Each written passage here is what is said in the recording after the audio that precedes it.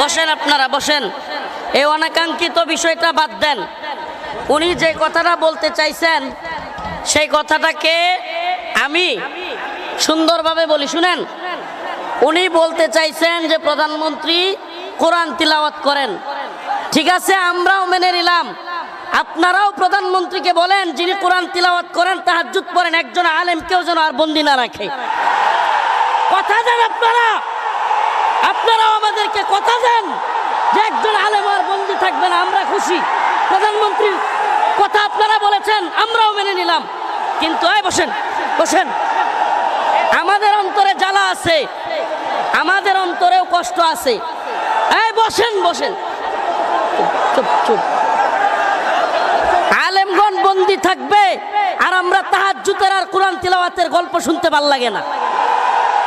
আলেমরা মুক্ত থাকলে তখন বোঝা যাবে, হ্যাঁ আলেমরা যেহেতু মুক্ত, অতএব এদেশের প্রধানমন্ত্রীর বিষয়ে কথা বলাটা অনুচিত, তখন না হয় বুঝতাম। অতএব আমাদেরকে এগুলো বলার দরকার নাই, আমরা এই বিষয়ে কথাই বলতাম না। আমি আজকে নামাজের আলোচনা করতাম, রিয়েলি আমার চিন্তা ভাবনা ছিল এই উম্মাহকে নিয়ে নামাজের আলোচনা করা।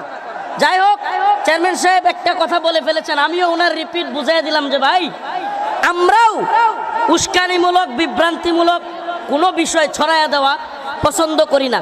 আল্লাহ পাক আমাদের সবাইকে বোঝার তৌফিক দান করুক। প্রিয় যুবক ভাইরা, দেখুন, আপনারা কি আল্লাহ এবং তার রাসূলকে ভালোবাসেন? আল্লাহ এবং তার রাসূলের জন্য আলেমদের ভালোবাসেন? তাহলে আমি বলবো, দেখি তো, একবারে চুপ করেন তো, এই বাঁশিটা আর বাজবে না। যুবক ভাই, কেউ বসার দরকার নাই, যে যেভাবে দাঁড়ায় আছেন মাশাআল্লাহ। এই যে একটু চুপ হয়েছে না, পরিবেশটা আমি চাচ্ছি একেবারে নরম থাকতে। আমি প্রথম থেকেই চাচ্ছিলাম। এই অবস্থার পিছনে আল্লাহ পাক কোরআনে বলতেছেন, যাহারাল ফাসাদু ফিল বাররি ওয়াল বাহরি বিমা কাসাবাত আইদিন নাস। যেখানে আল্লাহ বলতেছেন যে এই জলে স্থলে যত ফাসাদ, যত সমস্যা, এগুলো আমাদের হাতের কামাই। আপনি আজকে যেই নেতা, যেই নেত্রী বা যাকে আপনি বোঝা মনে করতেছেন, যারে আপনি কষ্ট পাচ্ছেন, আপনি মনে করেন, মনে রাখবেন, আল্লাহ বলতেছেন এগুলো আমাদের পাপাচার এবং আমাদের অন্যায় জুলুমের ফলাফল। অতএব আমাদেরকে আগে ঠিক করতে হবে। আল্লাহ বলতেছেন কোরআনে, ইন্নাল্লাহা লা ইউগাইয়িরু মা বিকাওমিন হাত্তা ইউগাইয়িরু মা বিআনফুসিহিম। আল্লাহ পাক কোন জাতির নেতৃত্ব বলেন, কোন জাতিকে পরিবর্তন বলেন, আল্লাহ নিজে বলতেছেন ততক্ষণ করেন না যতক্ষণ না লা ইউগাইয়িরু মা বিকাওমিন হাত্তা ইউগাইয়িরু মা বিআনফুসিহিম, ততক্ষণ পর্যন্ত আল্লাহ পরিবর্তন করেন না যতক্ষণ না সে জাতি পরিবর্তন হয়। আমাদের আগে পরিবর্তন হইতে হবে, আমাদেরকে আগে দিনদার হতে হবে, আমাদেরকে আগে নামাজি হতে হবে। আমাদের আজ এই প্যান্ডেলের মধ্যে জনস্রোত, হাজার হাজার মানুষ, ফজরের নামাজে মসজিদে মানুষ, এই অবস্থা থেকে আমাদেরকে বের হতে হবে। এখানে লক্ষ মানুষ চিল্লায়, আমরা বন্দি থাকলে তো আন্দোলন করবার 5 জনও পাই না।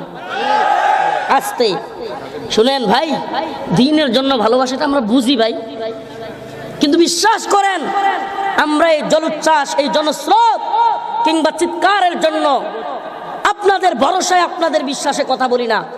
ওয়াল্লাহি কতজন আমাদের সামনে আছে, কতজন আমাদের পিছন থেকে বলছে অমুক হুজুর আসছে, রাজপথ কাঁপছে, আর কতজন আমাদেরকে বলছে না।